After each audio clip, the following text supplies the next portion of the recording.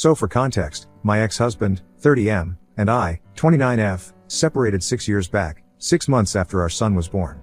My ex-husband and I had been married for a year and a half before that and had dated for 2 years in college.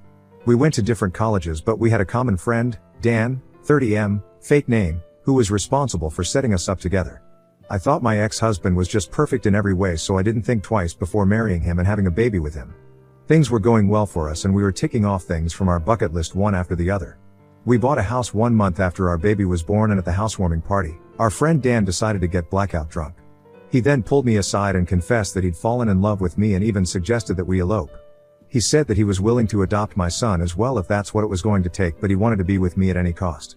I was disgusted and repulsed by his behavior, so I immediately told my ex-husband and had him kicked out of our house. I thought that would be the end of things, but after that, my ex-husband started acting really weird and distant. He started working late nights and would come home at odd hours as if he was trying to spend as much time away from home as he could. And he'd also started keeping his distance from our son, which was even worse. I finally confronted him about his strange behavior almost a week later, and at first, he insisted that he was fine, but then he brought up what Dan had said at the party.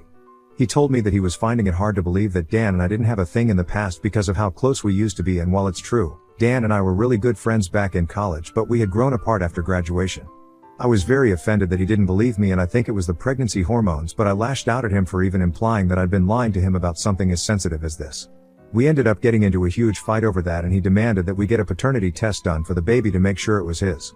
Now, under usual circumstances, I don't think a paternity test is something to shy away from, and I had nothing to hide. But my ex-husband was essentially accusing me of cheating on him, although I'd been nothing but loyal to him and I literally had a baby with him. What more proof does a guy need? I didn't like the implications of what he was demanding and decided to end our marriage. If he couldn't trust me, then there was no point in staying together, and I didn't want to stay in an unhappy marriage because I had a son now and I wanted him to grow up in a happy home.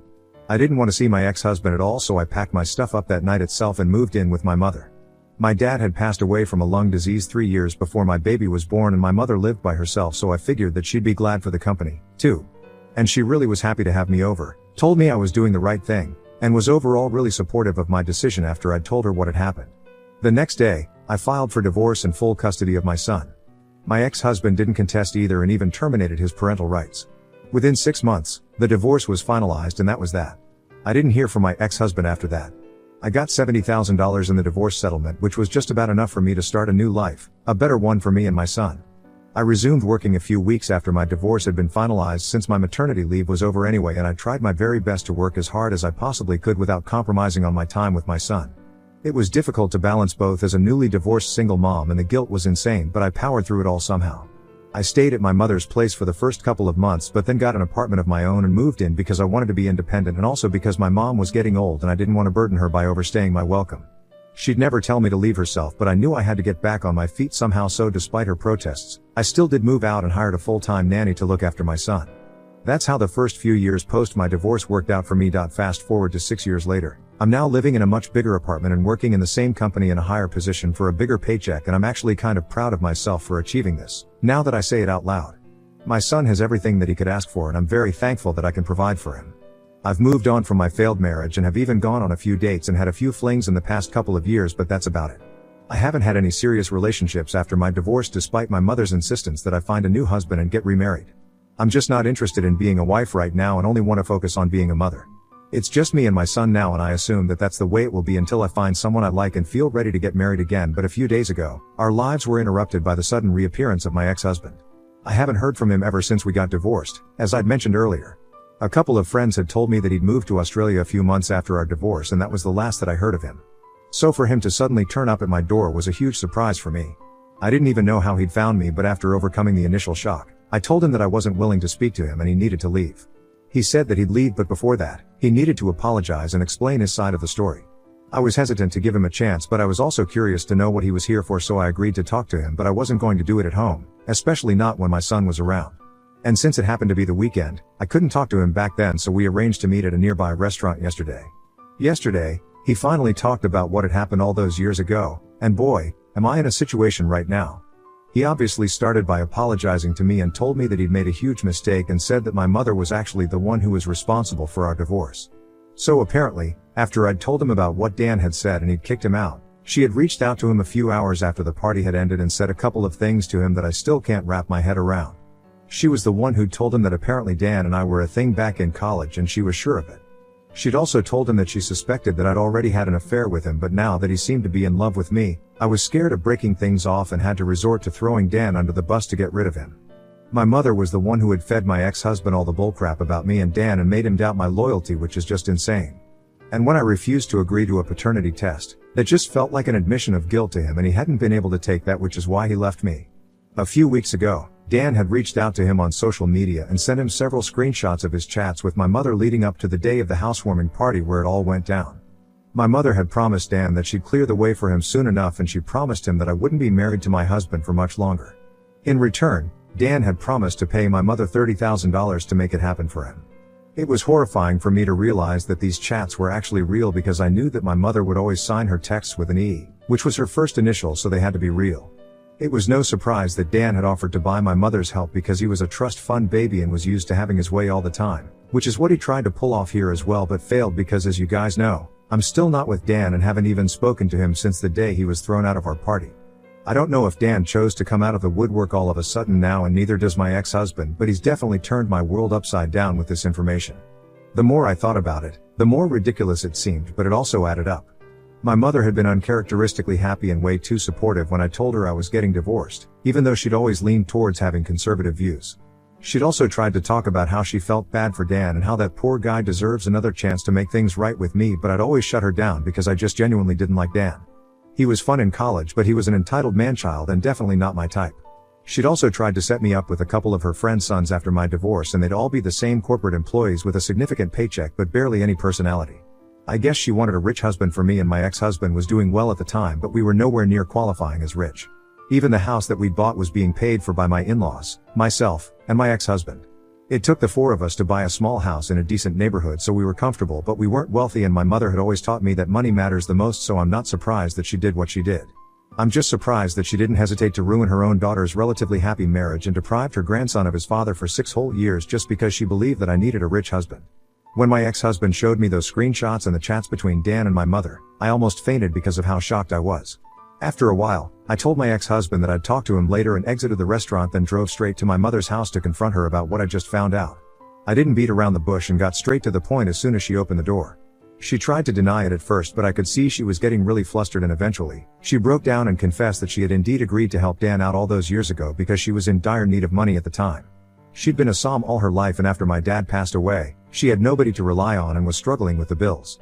The money that my dad had left her had been enough to sustain her for a while, but after that, it became really difficult for her to survive on the savings.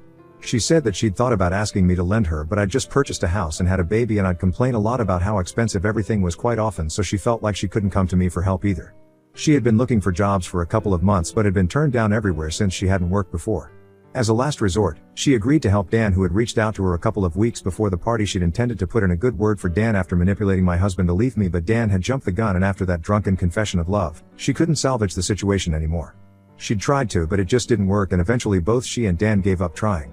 Even after that, she tried to set me up with rich guys like I mentioned earlier because she felt guilty about ruining my perfectly happy marriage for her own selfish reasons, but had no luck with that either and was now living with the guilt.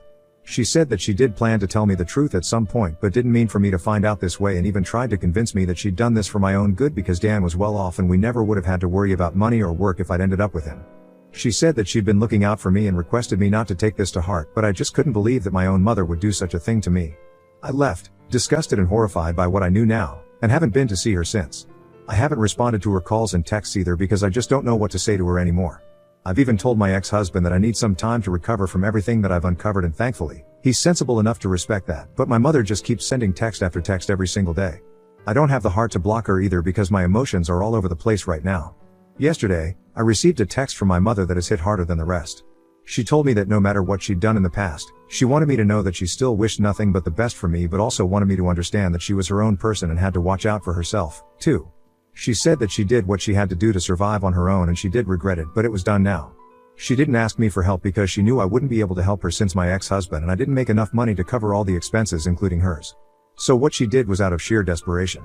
She has tried to make it up to me since and will continue trying for the rest of her life if that's what it takes. That message really made me tear up because, like I said, I've spent my whole life with this woman, and in one day, my entire world was turned upside down. I'm just genuinely lost right now. Ida for not offering to help my mother when she was struggling with money after my dad passed away? Update 1. Hello. 4 days have passed since I posted. Thank you also, so much for being so nice to me and for all the advice that I received on the original post. I'm in a much more emotionally stable state right now and I'm thankful that I didn't respond to my mother before. I don't care what her reasons were. I don't care what she was going through. The bottom line is, that she ruined my marriage and she forced my son to live without a father for 6 years. I really cannot think of any way to justify what she did, and her trying to gaslight me into believing that what she'd done all those years ago for her own needs was okay was the last straw. If she'd told me what she was going through just once and asked for help, then I would have made sure that I helped her out and supported her in whatever way I could. But she chose to ruin my marriage just for money and thought that she could make it up to me by setting me up with her friends' rich sons. It's revolting to think that I used to put this woman on a pedestal and was actually even ready to believe that I was in the wrong here. That's how convincing her gaslighting was. But it's okay, Zhao. I'm definitely not apologizing to her or letting her manipulate me anymore.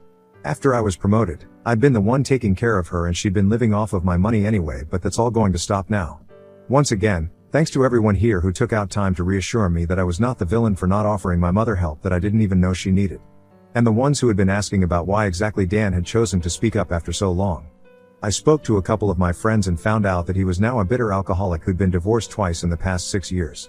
So my best guess would be that he finally realized that I would never come running to him, no matter how lonely I was, and so he decided to stir up drama again. Or at least that's what I think happened.